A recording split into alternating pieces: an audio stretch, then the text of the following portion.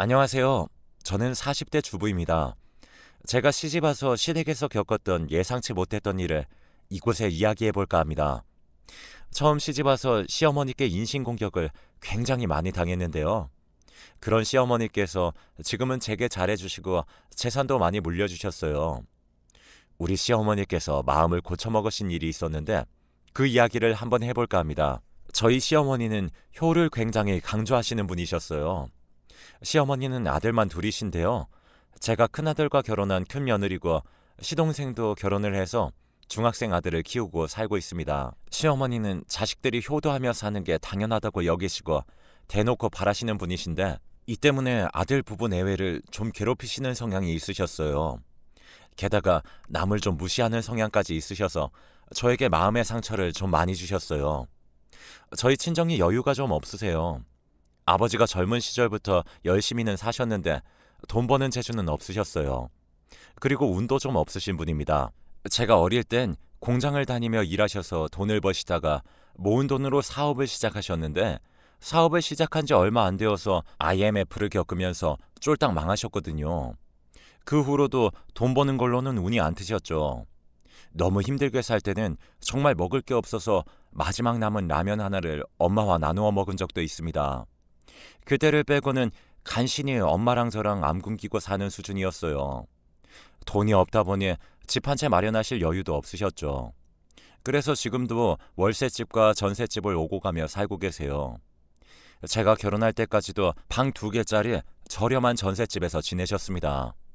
남편과 결혼을 약속하고 서로의 집안 사정 이야기도 자연스럽게 하게 되었죠.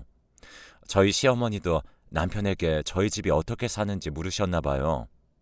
저희 집이 남들보다 좀 가난하게 산다는 걸 아신 시어머니는 그때부터 저를 무시하시기 시작했습니다. 결혼을 준비할 때 시어머니께서는 너희 친정 어려운데 예단 같은 거 준비 안 해도 된다. 큰아이네는 집 하나밖에 없으신데 나조차고 이거 해달라 저거 해달라 하면 내 마음도 편치 않을 것 같구나. 서운하긴 한데 어쩌겠니? 우리 아들이 가난한 집 딸이 좋다는데. 넌 시집 올 때 혼수로만 제대로 해서 와라. 라고 하셨어요. 겉으로는 저를 위해주는 척 말씀하시지만 언제나 말 속에는 가시가 있었습니다. 참고로 저희 시부모님들도 엄청 잘 사는 부자는 아니에요. 집 한 채 있는 것 외에 돈을 잘 버시거나 그런 것도 아니고요. 다만 조상님으로부터 물려받으신 넓은 땅은 있으시다고 들었습니다. 아무튼 제가 볼 땐 그렇게 대단한 집도 아닌데 저런 식으로 사사건건 돈으로 사람 무시하다 보니 점점 멀리하게 되더라고요. 결혼 후에도 제게 여자는 결혼해서 며느리 되면 그 집 식구 되는 거다. 그러니까 친정 부모님한테 효도할 게 아니라 시부모님들한테 효도하는 게 맞는 거야. 내 말 무슨 말인지 알지? 라고 하셨어요. 그리고 결혼 후 명절을 맞이할 때마다 선물을 받으시면 하시는 말씀은 친정에도 똑같은 거 보냈니? 원래 사람은 받은 만큼 해주는 건데 넌 어려서부터 가난해서 부모한테 받은 거 없이 자랐을 텐데 굳이 친정에 돈 써가며 잘할 필요 없어. 원래 인생은 기브 앤 테이크야. 라고 하셨죠. 그러면서 자신은 아들들 뒷바라지 열심히 해줘서 지금 이렇게 받는 게 당연한 거라고 얘기하시더라고요. 툭하면 가난하다는 이유로 저희 부모님을 무시하셔서 시어머니를 만나고 오면 정신적 소모가 무척 컸습니다. 그나마 다행히 이렇게 시어머니를 시어머니라 부르면서 살 수 있는 이유는 언제나 제 편인 남편 때문이에요. 시어머니께서 저렇게 한 번씩 막말을 하거나 무리한 요구를 하시면 항상 제 편에서 줄곧 방패막이 역할을 해주거든요. 그래서 저보다도 오히려 남편이 시어머니 뵙는 걸 더 꺼려해요. 그럼에도 불구하고 저희 시어머니는 굴하지 않고 계속해서 할 말 못할 말 구분 못하시고 얘기를 하셨습니다. 그리고 결혼한 지 얼마 안 된 저희 부부에게 바라시는 게 참 많으셨어요. 매일 안부 전화는 물론이고 왕복 3시간 거리의 시댁에 매주 방문하라고 요구하시곤 했습니다. 저는 처음에 가난한 집 딸인 저를 곱게 보시지 않은 시부모님께 잘 보이려고 무척 애를 썼어요. 시어머니의 무리한 요구와 장단에 모두 맞춰드리려고 했죠. 매일 전화하려 애쓰고 자주 찾아뵈려고 노력했습니다. 뭐 드시고 싶다고 하면 잘 기억해 두었다가 사드리곤 했어요. 하지만 갈수록 시어머니의 요구는 점점 커지더라고요. 시어머니는 누구네 엄마는 아들 며느리가 뭐 해줬다더라, 뭐 사줬다더라 이런 말들을 자주 하셨는데요. 그런 말들을 하는 이유는 단 하나였어요. 저희더러 해달라는 말씀이셨죠. 저희 부부도 처음엔 좋은 게 좋은 거다 생각하며 잘 해드리려고 했지만 갈수록 너무나 당연스럽게 요구하시는 시어머니에게 점점 지쳐가더라고요. 솔직히 남들과 자꾸 비교하시는 바람에 신랑도 스트레스를 많이 받곤 했거든요. 제가 아기를 좀 늦게 낳았는데요. 태어난 지 100일도 안 된 아이가 보고 싶으시다는 시부모님 말에 3시간의 거리를 차를 타고 방문한 적도 있어요. 그때 아이도 저도 너무 무리했는지 감기에 걸렸고 한동안 고생을 했는데 감기에 걸렸다는 말에 시어머니는 대체 애를 어떻게 보길래 벌써 감기에 걸리게 했냐고 오히려 제 탓을 하셨어요. 남편이 그게 왜 제 탓이냐고 먼 길 오고 가느라 힘들어서 면역이 떨어져서 그런 건데 며느리 탓한다면서 시어머니를 나무랐습니다. 시어머니도 남편이 제 편을 들며 역정을 내니 본인도 기분이 상하셨는지 그거 뭐 얼마나 먼 길 왔다고 생색이냐며 소리를 치셨어요. 아무튼 그날 이후로 남편은 서서히 시어머니께 거리를 두려고 했던 것 같아요. 뭐 그 일 때문만은 아니고 여러모로 사람을 참 피곤하게 하시는 분이었기에 남편도 거기에 질린 것 같더라고요. 결혼 생활이 20년이 넘다 보니 또 여러 가지 일들이 있었는데요. 그중에 몇 가지만 얘기해 볼게요. 저희가 아기 돌잔치를 치른 후에 도련님이 결혼할 여자를 데리고 왔습니다. 시어머니께 익히들어 알고 있었지만 도련님의 여자친구네 집은 중산층 정도 되는 모양이더라고요. 그렇다 보니 시어머니는 도련님의 여자친구는 어려워하고 말도 조심히 하시더라고요. 이제부터는 편의상 도련님의 여자친구를 동서라고 말할게요. 동서가 결혼하면서 예단을 잘해오니 시어머니는 저와 비교하시며 역시 사람은 잊고 봐야 돼. 곳간에서 인심 난다고 효도도 잘 사는 자식이 잘하는 법이야. 라고 하시더라고요. 동서는 같은 여자가 봐도 딱 여우 같은 스타일이었어요. 계산이 빠르고 눈치도 빠른 사람이었죠. 명절에 몸으로 때우는 저와는 달리 돈 봉투를 내밀며 시어머니를 웃게 만드는 고수였습니다. 돈 좋아하시는 시어머니는 당연히 동서를 더 예뻐하셨죠. 사실 동서를 예뻐하셔도 저는 하나도 부럽지 않았습니다. 그냥 시어머니와 얽히는 것 자체가 부담스러웠거든요. 그러던 어느 명절에 시어머니와 전을 부치며 음식을 준비하고 있었어요. 그날도 입이 근질근질 하셨는지 제게 또 막말을 하시더라고요. 너는 둘째 내보다 특히 더 알들이 살아라. 너희가 비빌 언덕이 뭐가 있겠니? 둘째는 그래도 친정이 좀 여유가 있어서 그나마 다행인데 너는 네가 아껴야 잘 산다. 솔직히 다 맞는 말이어도 아다르고 어다른 건데 말씀을 저렇게 하시니 제 마음은 너덜너덜해지곤 했어요. 시어머니께서 굳이 말해주지 않아도 저도 제 나름 아껴가며 살림 잘하고 열심히 산다고 생각하는데 말입니다. 그 후로도 동서와의 비교는 끊임이 없었어요.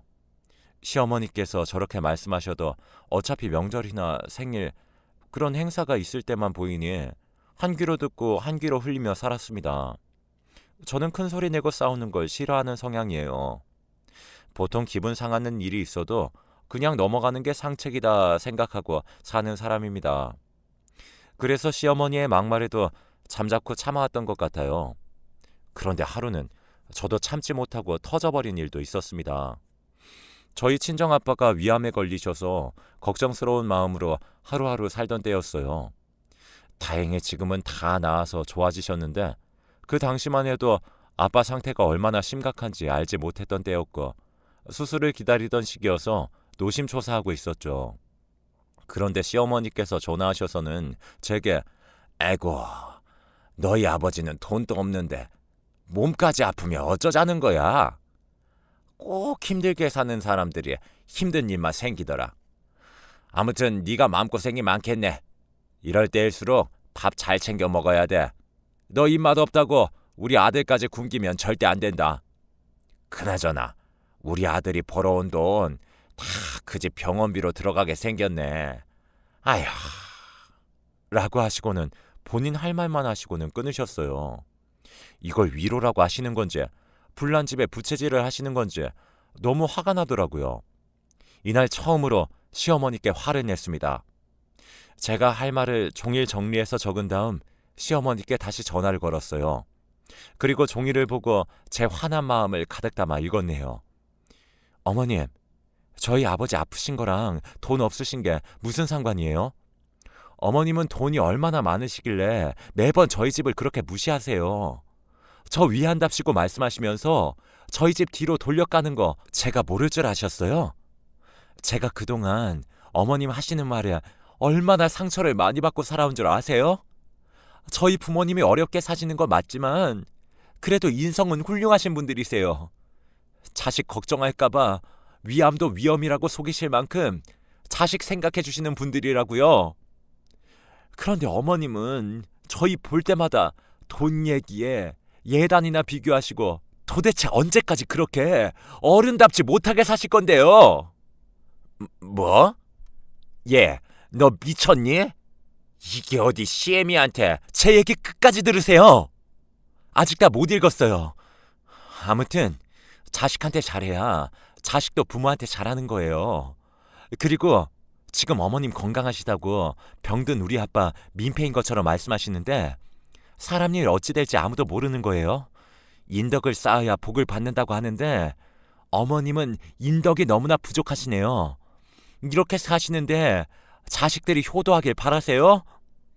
제발 어머님 그 못된 입 좀 그냥 쉬게 좀 놔두세요. 하고는 전화를 끊었습니다. 시어머니는 제 말을 듣는 내내 욕을 하며 마구마구 난리치셨지만 저는 그저 열심히 제가 쓴 글들을 읊조리다 끊었네요. 그 후로 계속 연락이 왔지만 저는 시어머니 전화를 그냥 끊어버렸어요. 핸드폰을 꺼놓는 것보다 그렇게 전화 오실 때마다 꺼버리는 게 왠지 더 통쾌하더라고요. 제가 전화를 받지 않자 시어머니는 남편에게 전화를 했고 남편에게 제 욕을 엄청 하신 것 같았어요. 그리고 사실과 조금 다르게 남편에게 이야기를 전달하신 것 같았습니다. 남편 말로는 시어머니가 본인은 사돈어른 걱정되는 마음으로 전화했을 뿐인데 제가 자격지심에 발끈해서 시어머니께 주둥이 좀 담으려고 심한 말을 했다고 얘기하시더라네요. 그 말에 남편이 일단 알겠다고 퇴근하고 집에 가서 전화드린다고 했대요. 집에 온 남편은 제게 무슨 일 있었냐고 물었고 저는 제 핸드폰 속에 녹음된 말들을 들려주었습니다. 참고로 제가 여러 해 시어머니를 겪고 난 후부터는 늘 시어머니의 통화를 녹음하는 버릇이 있었어요. 저에게 막말을 하실 때면 녹음해서 가끔 남편에게 들려주기도 하고 그랬죠. 뭐 아무튼 남편은 핸드폰 속 녹음된 말들을 듣더니 혼자서 빵 터져서는 묻더라고요. 이거 뭐 보고 읽은 거야? 왜? 괜찮았어? 결혼생활 5년 동안 시어머니 말들을 그동안 참아왔던 걸 알았던 남편은 저의 반격에 오히려 잘했다고 칭찬을 해주더라고요. 앞으로도 듣고 가만히 있지 말고 그냥 할 말 하라고요. 그 후로는 시어머니의 모진 말을 그냥 듣고만 있는 보리자루처럼 살지 않았네요. 한 번이 어렵지 다음부터는 말대답도 쉽더라고요. 진작 표현 좀 하고 살 걸 후회했어요. 신랑도 이런 시어머니의 가시돋친 성격을 알고 있기에 시어머니를 기피하는 경향이 있었어요. 그래도 명절, 제사, 생신 같은 큰 행사는 단 한 번도 안 빼먹고 챙겼습니다.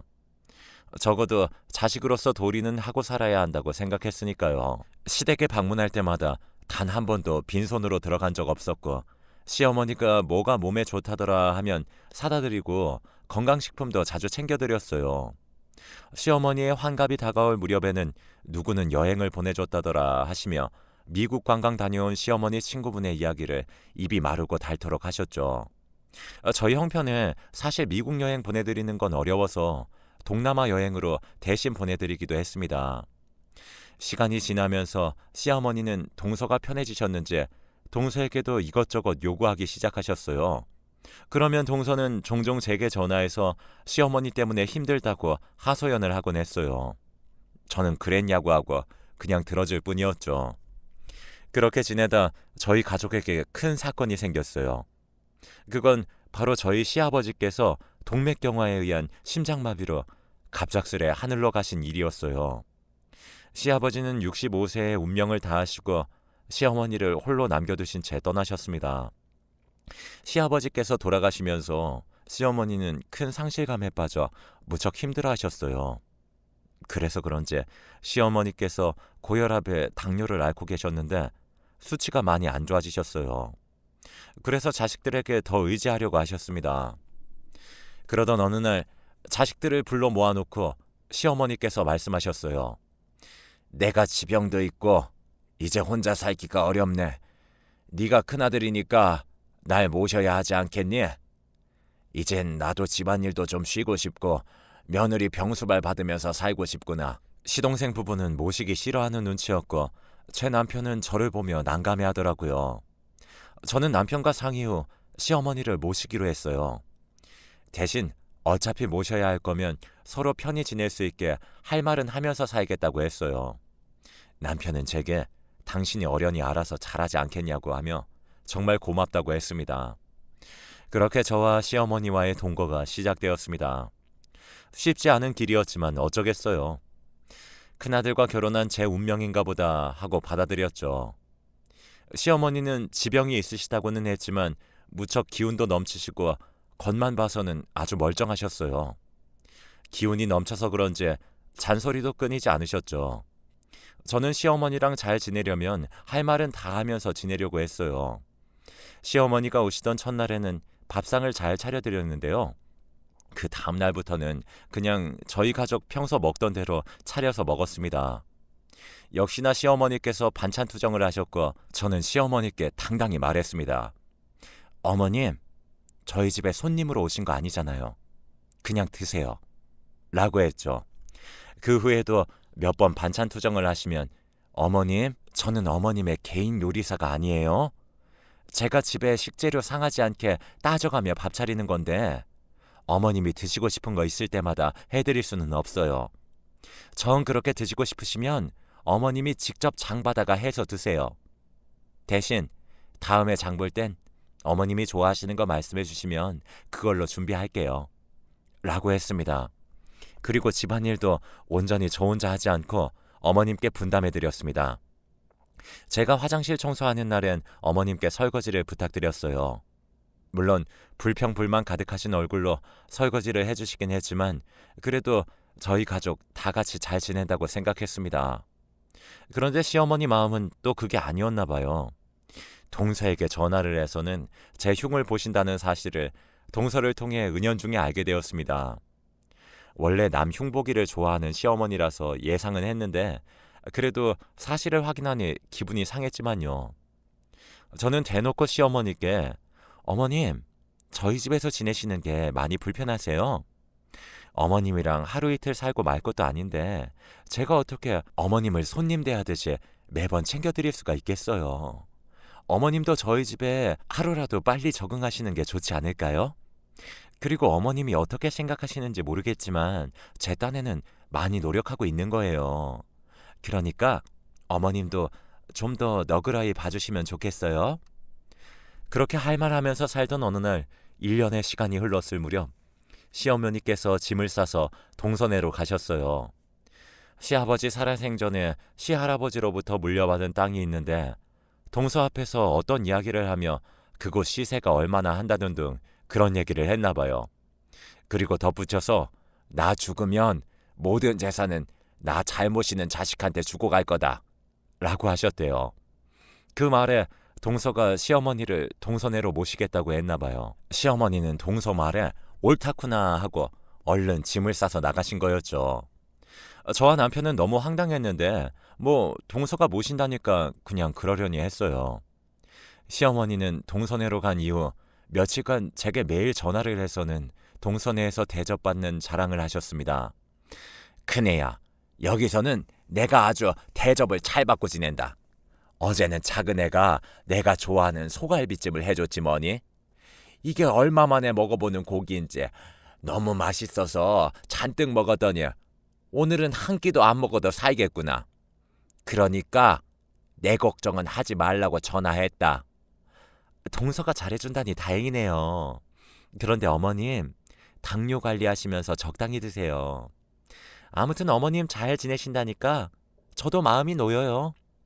그렇게 매일같이 대접받으시면서 사시니까 좋으시겠어요.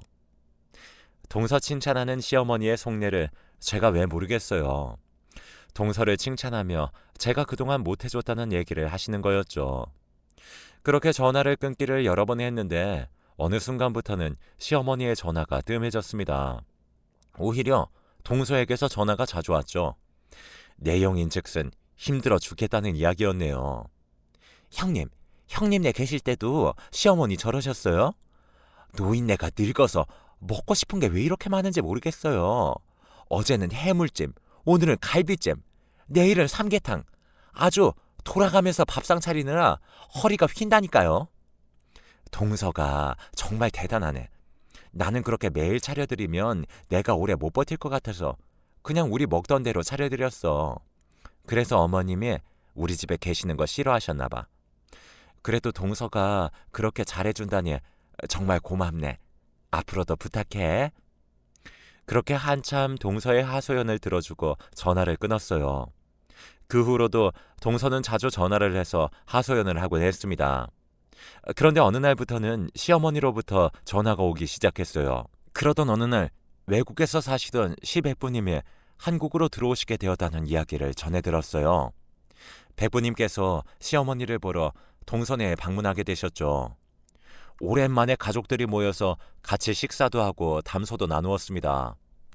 그러다가 시백부님께서 할 이야기가 있다고 하시더라고요. 시할아버지께서 물려주신 땅을 처분하려고 한다고 하시면서 시부모님이 지내시던 집을 빼달라고 하셨어요. 그 말에 동서와 서방님은 어리둥절한 표정으로 시백부님 말씀을 듣고 있었어요.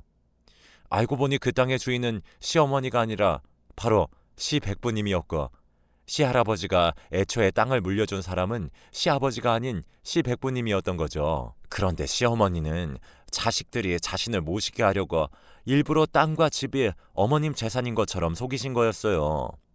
그 속임수에 동서네가 넘어간 거였죠.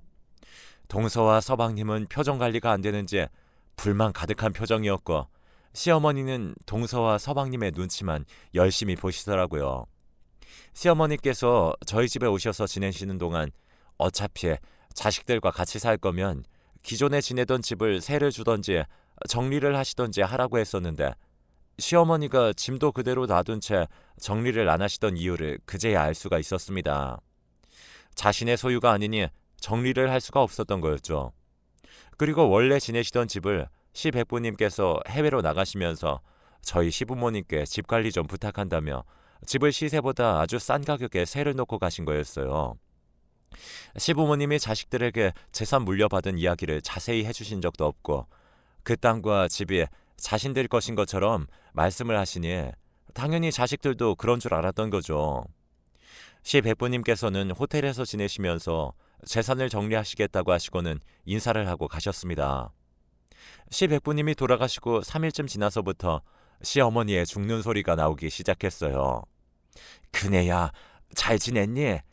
내가 생각해봤는데 아무래도 내가 큰아들 내에서 지내는 게 맞지 싶다. 어머님, 갑자기 그게 무슨 말씀이세요? 언제는 동서네가 잘해준다고 좋아하셨잖아요. 그게 잘해주기는 개뿔이다. 그게 다 가식이었지 뭐냐? 네? 가식이요? 그래, 내가 재산 많은 줄 알고 모시겠다고 해서 간 건데 그 땅이랑 집이랑 내 거 아니라는 걸 알고는 완전 돌변했어.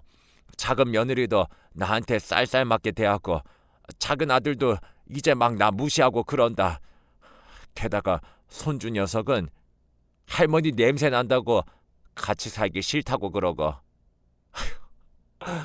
아무튼 내가 생각해봤는데 그래도 너희 집에서 지내는 게 좋을 것 같아서 네가 생각해도 내가 작은 아들 집에서 지내는 것보다 큰 아들 집에서 지내는 게 모양새가 더 낫지 않니? 아, 네. 어머님, 그런데 저희 집에 오시면 매일 좋은 거 못 해드려요. 어머님이 그냥 저희 가족 생활 스타일에 맞춰 가셔야 될 거예요. 그리고 제가 어머님 다 못 챙겨드리니까 어머님이 스스로 챙기셔야 할 일도 많을 거예요. 그래도 괜찮으시면 저희 집으로 오세요. 그래, 알았다. 고맙다, 큰애야. 그렇게 다시 시어머니를 모셔오는데 동서는 좋아서 얼굴이 폈더라고요. 동서의 속내가 훤히 보여서 제가 다 씁쓸했네요. 아무튼 그렇게 시어머니와의 동거가 시작되었고 저는 제 스스로가 불편하지 않을 만큼만 어머님을 대해드렸습니다. 가끔은 말다툼도 하고 서로에게 잔소리도 해가며 그렇게 서로 맞추어가며 살았어요. 제 아들은 할머니와 말동무도 해주고 가끔씩 바디로션 같은 선물도 사다 주고 하더라고요. 아들 녀석이 정이 많아서 그런지 할머니랑 곧잘 지냈습니다. 그래서 시어머니도 제 아들을 무척 예뻐하셨어요. 그렇게 지낸 세월이 8년이었죠. 시어머니는 점점 쇠약해지셨고 예전만큼 기운도 없으셔서 그런지 잔소리도 많이 들으셨어요. 그러던 어느 날 잠깐 외출을 하고 집에 돌아왔는데 시어머니께서 거실 바닥에 쓰러져 계신 겁니다. 저는 너무 놀라 구급차를 불러 병원으로 갔어요. 시어머니는 뇌졸중으로 쓰러졌고 급하게 수술을 받으셨습니다. 다행히 제가 집에 들어오기 직전에 시어머니께서 쓰러지신 거여서 빠르게 병원으로 이동한 덕분에 생명에는 지장이 없으셨어요.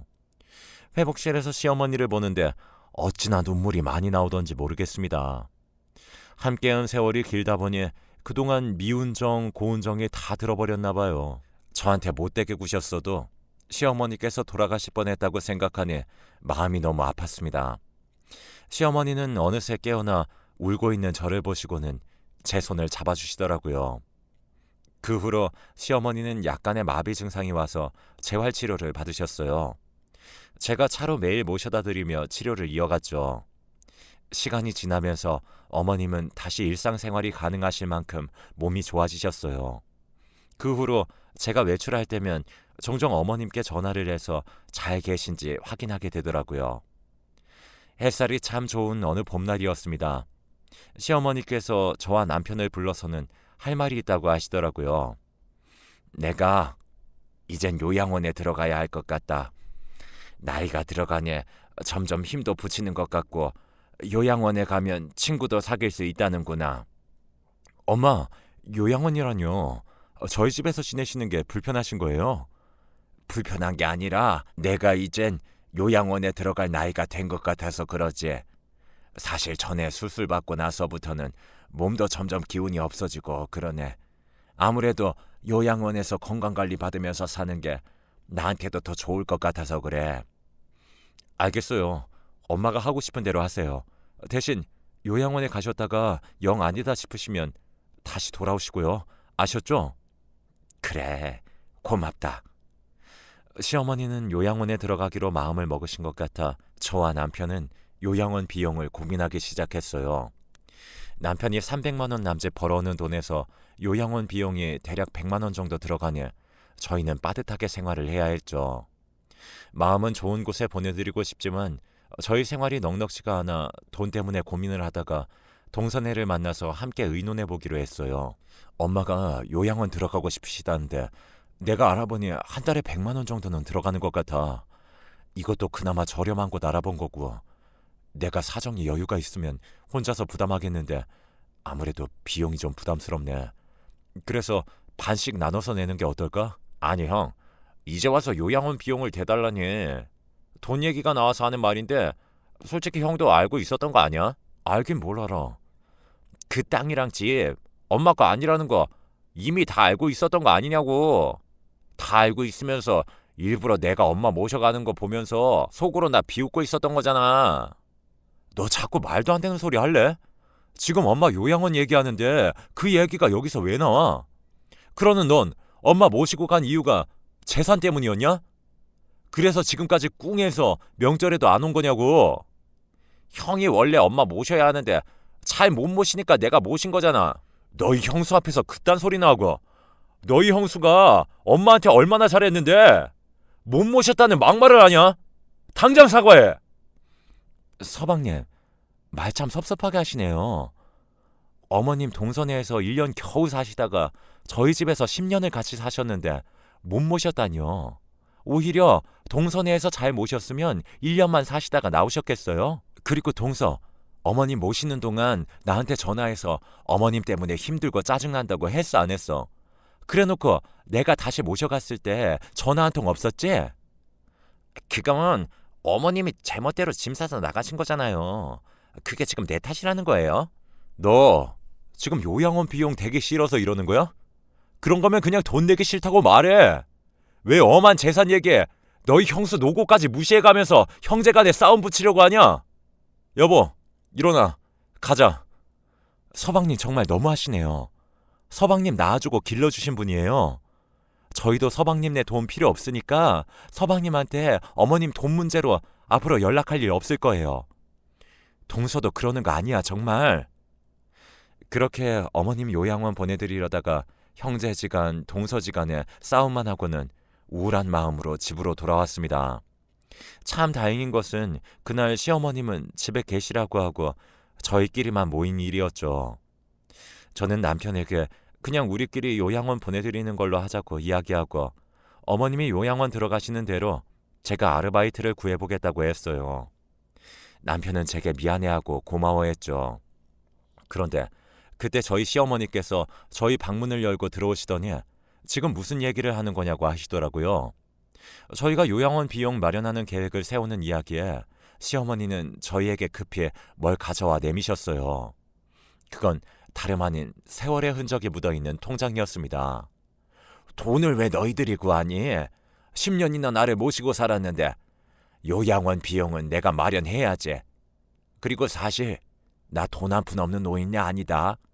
이 통장도 네 시할아버지한테 물려받은 재산에 우리 부부가 그동안 아끼고 모아서 쌓아놓은 재산이야. 내가 능구렁이처럼 딱 물려받은 것처럼 허세 부려서 자식들이 나 모시게 하려고 했던 건데 어쩌다 보니 아주버님이 땅 팔러 한국 들어오시는 바람에 다 들통난 거지 뭐니. 그때만 생각하면 지금도 얼굴이 화끈하다. 뭐 그 덕분에 누가 진짜 착한 자식인지는 알겠더구나. 이제 이 돈으로 내 요양원 비용 내고 남은 돈은 너희들이 가져가라. 내가 살면 얼마나 살겠니?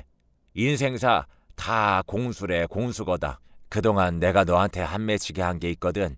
모두 다 잊어주렴. 어머님은 그렇게 통장과 도장을 저희에게 주시고는 방으로 돌아가셨어요. 남편과 저는 통장의 액수를 보고 너무 깜짝 놀랐습니다. 그 땅과 집, 재산만큼은 아니었지만 그래도 무척 많은 돈들이 들어있었어요. 시어머니는 며칠 후 저희 부부와 저희 아이에게 나누어 증여를 해주시고 나머지 금액은 모두 요양원 비용으로 남겨주셨어요. 어머님은 저희가 처음에 알아본 곳보다는 조금 더 좋은 요양원으로 모셨고 지금은 매주 어머님이 계신 곳에 방문하며 맛있는 것들을 싸가곤 해요. 시어머니는 그곳에서 친구들도 사귀셨다며 아직까지는 즐겁게 지내고 계신다고 합니다. 동선이한테 요양원 위치를 알려주고 가끔씩 찾아뵈라고 했는데 딱 한 번 와보고는 지금까지 안 찾아온다고 하네요. 돈 때문에 시어머니를 모시려던 동서가 시어머니가 돈이 없다는 걸 알고 시어머니를 내팽개쳤는데 알고 보니 알부자였고 결국 그걸 돈 욕심 없는 시어머니를 모시던 저희가 받게 된 거였죠. 어찌됐든 마음은 곱게 써야 하나 봅니다. 한결같이 살다 보니 구박만 받던 제가 시어머니께 재산을 물려받는 일도 생기네요. 착하게 살면 복이 온다더니 사실인가 봅니다. 부디 우리 시어머님 오래오래 건강하게 사셨으면 좋겠네요. 여러분들도 건강 잘 챙기시면서 행복한 생활 하시길 바랍니다. 제 이야기는 여기까지입니다.